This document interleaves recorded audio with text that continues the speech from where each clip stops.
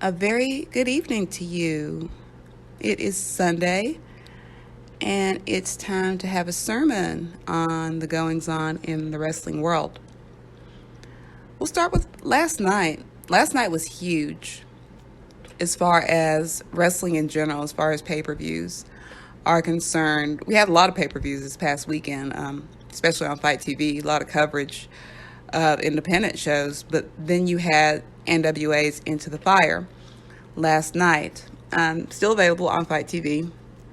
Very good show. I do recommend watching it. It went by very quickly. It started at 6:05 Eastern Time, of course, going on old AW or NWA time, and it went by. Just time flew by watching that pay per view. That's how good it was. Where it just didn't seem like the time lingered on any one match. Commentary was great. You had Stu Bennett, my friend, good old Stu, and it's awesome to have him in NWA.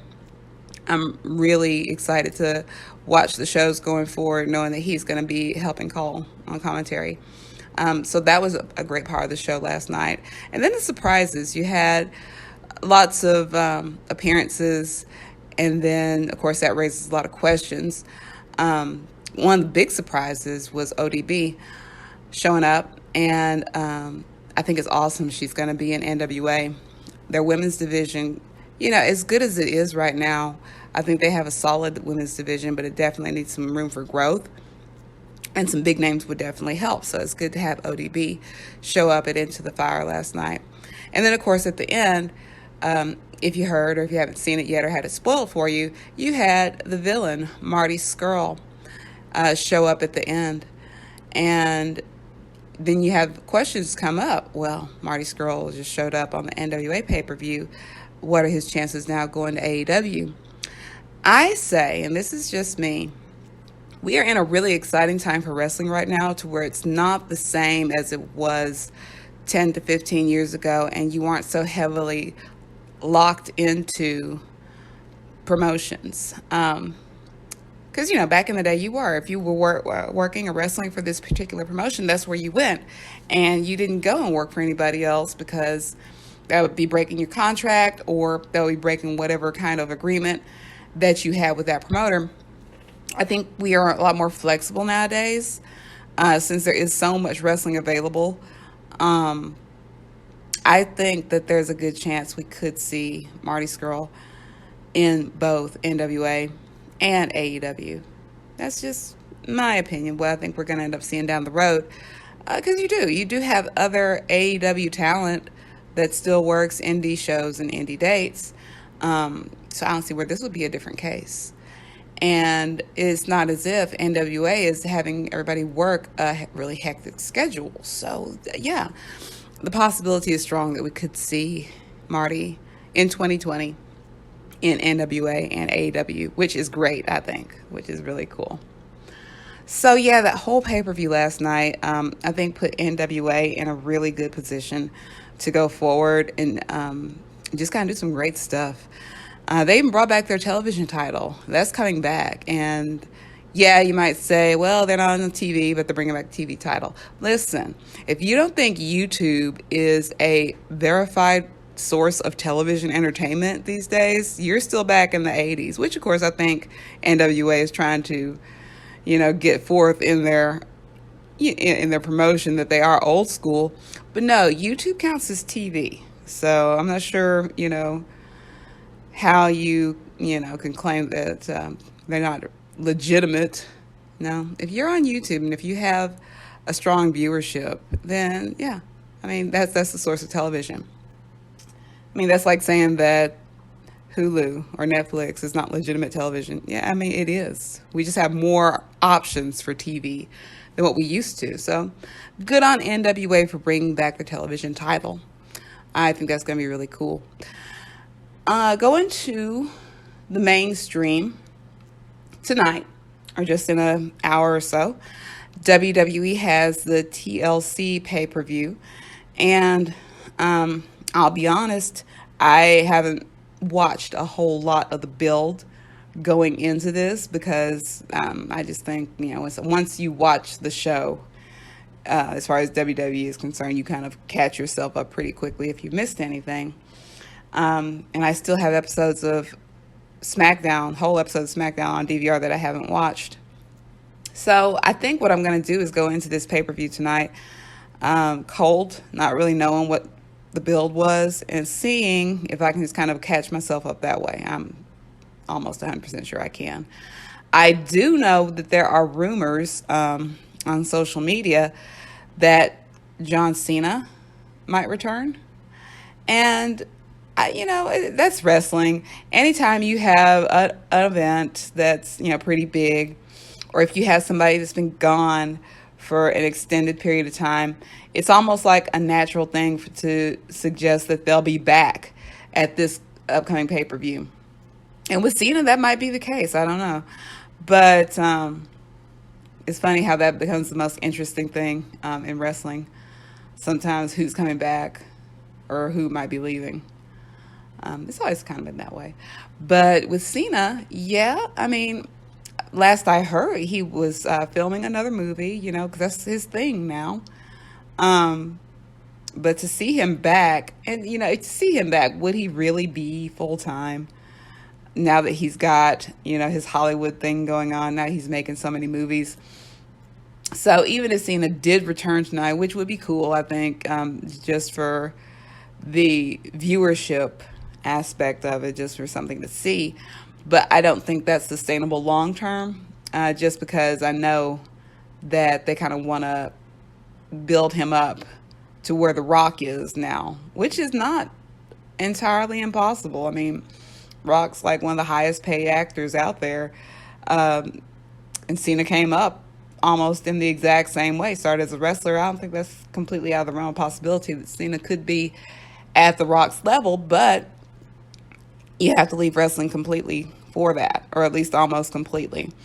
So yeah, for everybody out there that's kind of wondering if Cena comes back tonight, if he does, good. I just wouldn't expect it to last beyond WrestleMania season.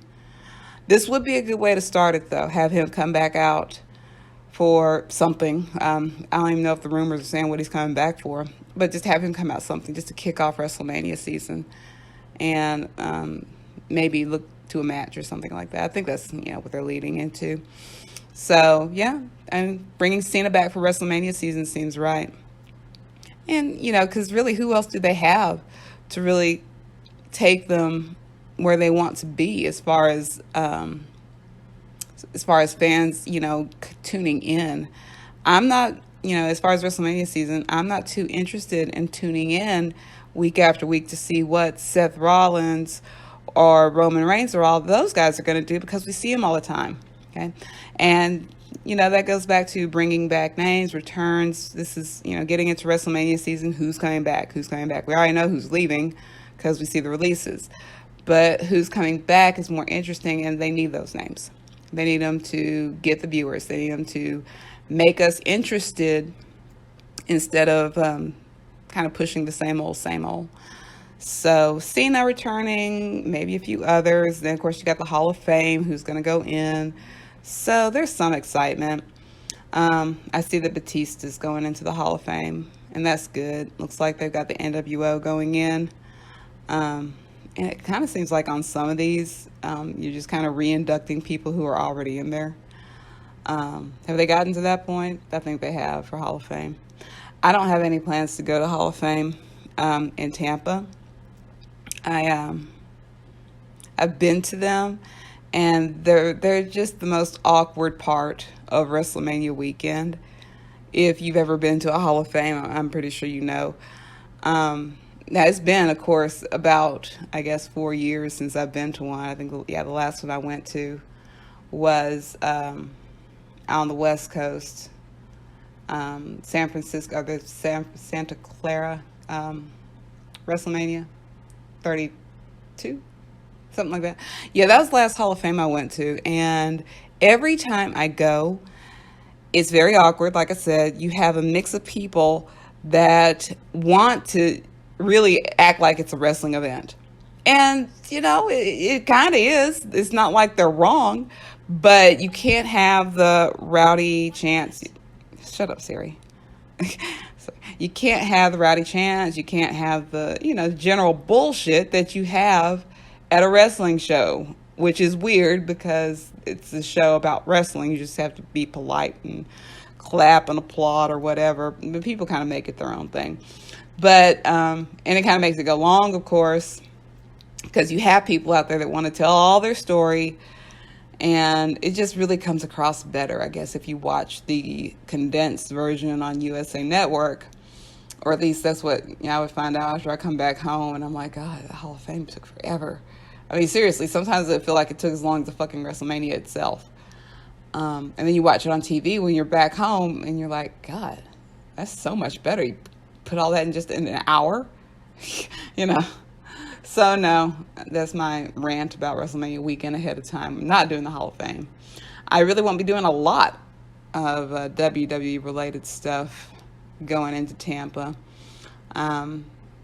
Mostly going to the Collective, like I've mentioned.